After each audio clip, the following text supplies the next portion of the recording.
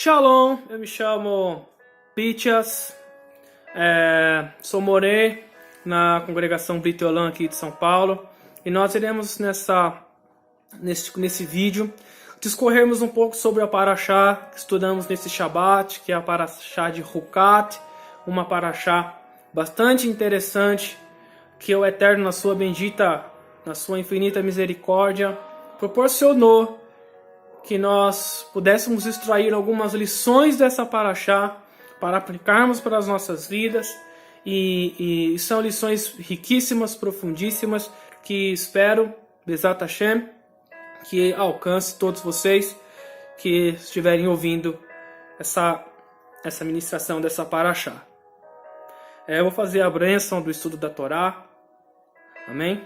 Baruch atah Adonai Eloheinu melech haolam asher kideshanu b'mitzvotav v'etzvanu la'asok b'divrei Torah v'yarev na Adonai Eloheinu et divrei Toratecha befinu uvefiot yamecha b'Yisrael v'nihyeh anachnu v'etzaenu tzetzaenu v'etzae yamecha b'Yisrael kulanu yodeshemecha velomde Toratecha lishma Baruch atah Adonai hamelech Torah le'amo Israel Baruch atah Adonai Eloheinu melech haolam asher barabanu mikol hamim venatalanu et Torato Baruch atah Adonai notem ha-Torah, que significa: bendito sejas tu, Eterno, nosso Elohim, Rei do Universo, que nos santificaste com os teus mandamentos e nos precavezes ocupar-nos com as palavras da Torá. Rogamos-te, Eterno, nosso Elohim, tornar agradáveis as palavras da tua Torá em nossa boca e na boca de teu povo, a casa de Israel. Assim sejamos nós, nossos descendentes, a descendência dos nossos descendentes, os descendentes do teu povo, a casa de Israel, todos conhecedores do teu nome e estudantes da tua Torá pelo seu valor. Bendito sejas tu, Eterno, nosso Elohim, que ensinas a Torá ao teu povo Israel. Bendito sejas tu, Eterno, nosso Elohim, Rei do Universo, que nos escolheste dentre todos os povos e nos destes a tua Torá. Bendito sejas tu, Eterno, que nos deste a Torá. Amém? Pois bem, Parashá Hukat é uma das parashiot completa. Nessa Parashá nós encontraremos muitos assuntos, de forma que não vai ser possível abordar todos esses assuntos nesse shiur. Nos deteremos em um assunto particular, no máximo 2 assuntos, e não com o intuito de esvaziar esses assuntos, mas de repentemente de começarmos a abordar ou analisarmos as nossas vidas, as nossas atitudes, com base nas lições que nós tiramos dessa Parashá. A Parashá Hukat, ela possui em sua composição várias situações. Ela vai desde o mistério da vaca vermelha, da Paradumá, até ela aborda a situação do Moshe Rabbeinu, que feriu a rocha quando deveria conversar com ela. Essa Parashá, ela tem emoção, porque ela vai falar também da morte de Aharon. É uma morte que trouxe bastante dor para o povo. O povo sofreu muito com a morte de Aharon, né? Arão, sacerdote. Essa Parashá vai falar sobre guerra, vai falar também, enfim, sobre Edom, e nós iremos abordar alguns aspectos dessa Parashá, né? Essa Parashá fala de um foco principal dela, gira em torno de um mandamento que é um Hukim. A palavra Huká significa regulamento, né? E é um mandamento que é uma Hukim, né? Que pertence às 3 categorias de mitzvot denominadas. Uma é denominada Mishpatim, né? Que são as leis civis. A segunda categoria é o Edut, que são os testemunhos. E essa Parashá, esse elemento dessa Parashá da vaca vermelha, ele entra na categoria de Hukim. O que é Hukim? São decretos divinos, né? São aquelas mitzvot cujo propósito ou significado não são compreendidos pela inteligência humana, né? Porque o que acontece com essa questão da Paradumá, né? Da vaca vermelha? A vaca vermelha, ela era abatida. Depois que ela era abatida, havia uma série de coisas que o sacerdote tinha que fazer. Por exemplo, ela era abatida sempre fora do acampamento. E enquanto ela estava sendo queimada, tinha que ser colocado dentro dela um pedaço de madeira de cedro. Tinha que ser colocado dentro dela hisopo, né, que é uma espécie de planta nativa da época. E um pedaço, um chumaço de lã escarlate, né? As cinzas dessa vaca, juntamente com as cinzas desses elementos, era misturada com a água e usadas para a purificação daqueles que tinham contato com mortos ou com a morte, né? Ou com um cadáver de um animal ou com um cadáver de um ser humano. E o mistério dessa paraxá é que, estranhamente, todos os envolvidos no preparo dessa vaca, todos envolvidos nesse ritual, desde do Cohen, que fazia o abate, até aqueles que recolhiam as cinzas dessa vaca, todos ficavam impuros. Porém, o resultado desse processo geraria pureza, ou seja, as pessoas que entrassem em contato com a água misturada com esses elementos, com as cinzas desses elementos da vaca, essas pessoas ficariam puras, né? Lógico que nós estamos falando de pureza ritual, né? Não significa pecado, não significa isso. Significa que a pessoa estava ritualmente impura. Ela não podia, por exemplo, entrar no Beit HaMikdash, no templo, para oficializar, para fazer o seu serviço, enfim, por causa da sua situação de impureza. Então, essa tem uma lição muito profunda e nós não sabemos o porquê, quais são os meios, por que o Eterno deu esse decreto. Nós não temos a mínima compreensão. Os sábios de várias gerações se debruçaram e se debruçam até hoje com o intuito de tentar entender esse mandamento. E não sou eu que vou lançar alguma explicação sobre esse propósito, sobre o propósito dessa vaca vermelha, né?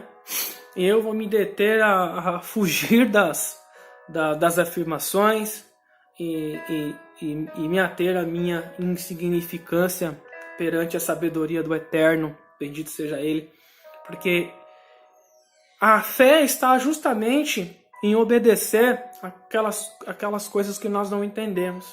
Essa é uma das primeiras lições que nós podemos tirar dessa paraxá. Os gregos, eles gostam de conhecimento. Eles gostam de ter o controle, de ter uma ideia, ainda que pequena, mas ter uma ideia do que eles estão fazendo. E a emuná de Abraão, Isaac e Jacó, Abraão, Isaac e Jacó, ela é uma emuná que ela não precisa entender todas as coisas. Se nós pegarmos, por exemplo, a vida do patriarca Abraão, ele simplesmente saiu de sua casa, tudo que ele possuía era um cheque em branco, assinado pelo Eterno. Ele saiu sem entender para onde ia, o que iria fazer, qual que era o propósito dele. E esse é o grande segredo desses mandamentos, dessa categoria de mandamentos, Hukim, que são esses decretos que nós não conseguimos compreender, que foge à compreensão humana. Você precisa de emuná, de fé o suficiente para obedecer ao Eterno, porque nós não precisamos entender, nós precisamos obedecê-lo, porque Ele é o sagrado, Ele é o divino.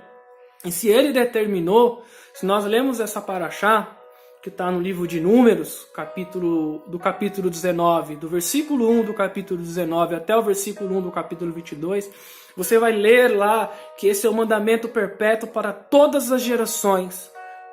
O mandamento da vaca vermelha, a paradomá, é um mandamento perpétuo para todas as gerações. Amém?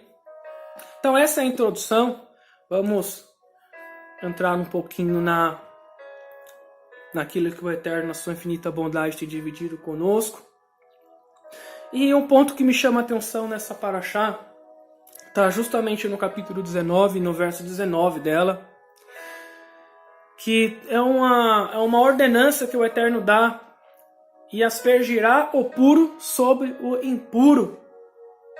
Né? Como eu disse na introdução, nós dissemos na introdução, todas as pessoas que se envolviam na preparação desse ritual, na preparação dessa vaca vermelha, dessa água que iria purificar as pessoas do contato com a morte, essas pessoas elas pagavam um preço. Havia um preço que elas teriam necessariamente, que assumir para que as pessoas pudessem ser purificadas, né? No verso 7 do capítulo 19, diz assim: o impuro permanecerá o correr até a tarde, né? No verso 8, aquele que queima permanecerá impuro até a noite. E o verso 10, aquele que junta cinzas permanecerá impuro até a noite. Ou seja, nós temos um padrão que se repete nessa paraxá em todo o rito da Pará do Mar, onde todos os que estão diretamente envolvidos necessariamente sacrificam seu status em pró de preparar essa água que servirá para purificar a todos que estiverem em contato com a morte. Ou seja, em nome do todo, um grupo de pessoas escolhido para preparar esse ritual, eles tinham que abrir mão do seu status. E nós estamos falando de pessoas extremamente elevadas no meio do povo. Nós estamos falando do Cohen, Eleazar, o filho do sacerdote Arão, o sucessor do sacerdote Arão. Ele se colocava na situação de impuro para que outras pessoas pudessem se tornar puras. Ele sacrificava o seu status de pureza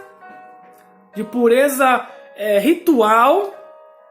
Ele sacrificava temporariamente a sua comunhão com o Eterno, com o intuito de outras pessoas, para que outras pessoas viessem ter acesso a essa comunhão, caso elas entrassem em contato com a impureza. E perceba que o sacerdote, ele não tinha escolha, ele não podia dizer, Eterno, manda outra pessoa. Ele que tinha que fazer esse sacrifício. Ele que tinha que descer do seu status, do homem mais santo do povo, para se tornar impuro em pró do povo, em pró do bem do povo. E essa é talvez uma das primeiras lições nessa paraxá que eu pude aprender. Essa é uma característica de um tzadik, de um justo. Essa é a característica de uma pessoa que preza pelo amor da sua comunidade, que preza pelo todo, que pensa no povo. Ele no povo do Eterno, em Israel, não tem espaço para individualidade. Você não pensa como um indivíduo, você pensa sempre no coletivo. E o sacerdote, ele tinha, e essas pessoas que se envolviam nesse processo, eles tinham que necessariamente ter o seu pensamento preso sempre no coletivo. Porque naquele momento eles sabiam que eles estavam descendo do seu status de Cohen, de Levi, para se tornar impuro, para ajudar outras pessoas. Então, é uma característica de um tzadik. E o que os sábios de abençoada memória, eles falam sobre essa atitude, né? Qual que é o conselho? Rabi Nachman, de abençoada memória, no livro Likutei Moharan, ele escreve: a grandeza de Moshe e de todos os grandes tzadikim é poder reunir o povo, dos maiores aos mais humildes. Moshe sabia que Deus está perto de todos e que ele não sujeita ninguém. Em cada um reside uma faísca divina que permite aliar-se à causa da Torá. Então a grande lição que a gente tira aí, lendo esse trecho, é que se uma pessoa ela não consegue pensar no todo, se ela às vezes não se sacrifica com o intuito de aproximar outras pessoas do Eterno, se ela não se empenha nesse propósito, por mais que ela adquira todo o conhecimento do mundo, todo o conhecimento para ela, todo o conhecimento dela é vazio. Porque uma das características que nós podemos ver nessas pessoas envolvidas nesse rito da Paradomá é justamente essa capacidade de se anular pelo próximo. É a capacidade de abrir mão do seu status quo, abrir mão da sua posição, às vezes até mesmo abrir mão da sua opinião, e em algumas vezes até abrir mão da razão para o bem da comunidade. Evidente que o oposto, quem faz o oposto, é uma pessoa que está longe da Torá, está longe do Eterno, está longe do propósito do Eterno.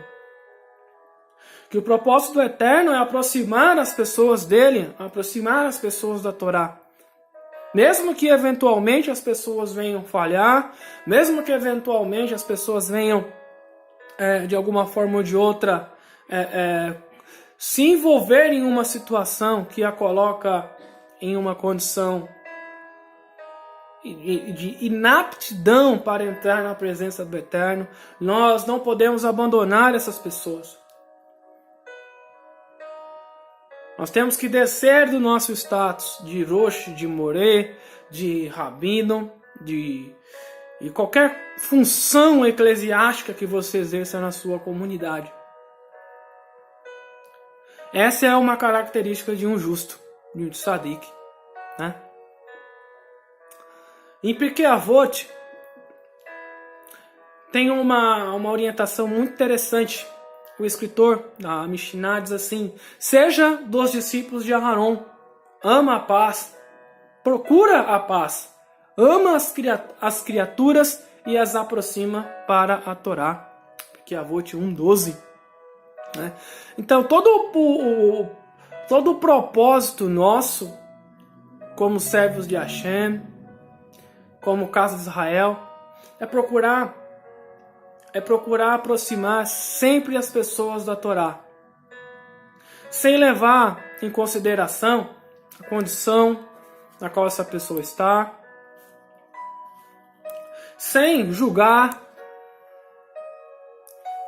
simplesmente fazer o nosso papel. Mesmo que às vezes fazer esse papel nos represente para nós o que representou aqui para Eleazar, a descida do seu status.